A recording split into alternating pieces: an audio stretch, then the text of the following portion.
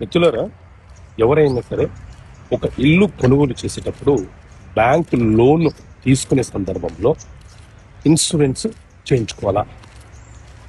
So మనం ఏదైనా ఒక ప్రాపర్టీ కొనుగోలు చేసేటప్పుడు సర్వసాధారణంగా మధ్యతరగతి కుటుంబం వారు ఒక 90% మంది లోన్కి వెళ్తారు. ప్రభుత్వ ఉద్యోగులైనా ప్రైవేట్ ఉద్యోగులైనా.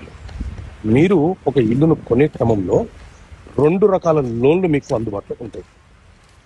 ఒకటి ప్రాపర్టీ లోన్.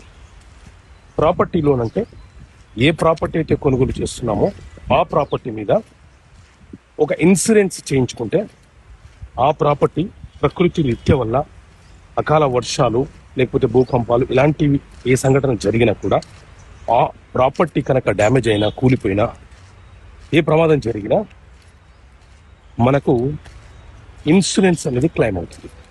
ఇది property insurance. 2, loan protection insurance ఉంటుంది. ఏ లోన్ అయితే మనము తీసుకున్నామో ఆ లోన్ మీదనే ఇన్సూరెన్స్ చేయడం.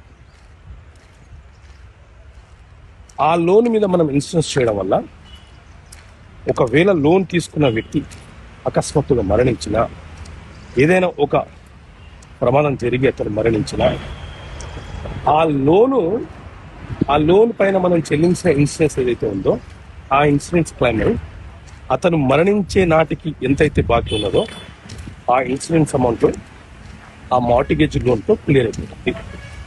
దాంతో చనిపోయిన వ్యక్తి యొక్క భార్య, పిల్లలు ఎవరైతే ఉన్నారో వాళ్ళు ఈఎంఐలు చెల్లించాల్సిన అవసరం లేదు. పూర్తిగా అక్కడితో ఆ ఇన్సూరెన్స్ అమౌంట్తో ఆ లోన్ క్లియర్ అయిపోతుంది. కాబట్టి బ్యాంకు వాళ్ళు మన డాక్యుమెంట్ మనకు తిరిగి ఇచ్చేయడానికి అవకాశం ఉంటుంది.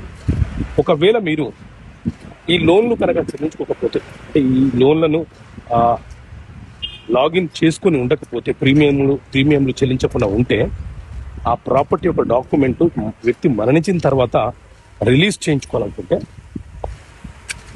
ఆ ప్రాపర్టీకి సంబంధించిన ఈఎంఐలు, ఆ ప్రాపర్టీకి సంబంధించిన లోన్ ఎంత ఉందో ఆ మొత్తాన్ని భార్య, పిల్లలు, లీగల్స్ ఎవరైతే ఉన్నారో వాళ్ళు ఈఎంఐ రూపంలో చెల్లించుకోవచ్చు, లేదా సెటిల్మెంట్ చేసుకోవచ్చు, లేదా ఒకేసారి ఆ అమౌంట్ని చెల్లించుకొని ఆ డాక్యుమెంట్స్ పొందవచ్చు. సో ఇలాంటి చట్టపరమైన అంశాలు మీకు తెలియపరచడం కోసం చట్టపరమైన సమస్యలకు పరిష్కారాన్ని పుస్తకం తీసుకొచ్చాను. ఆ బుక్ కావాలనుకుంటే ఇక్కడ కనిపిస్తున్న నెంబర్ కాల్ చేసి మీరు పుస్తకాన్ని పోస్ట్ ద్వారా పొందవచ్చు. ఓకే మిత్రులారా, థ్యాంక్ యూ.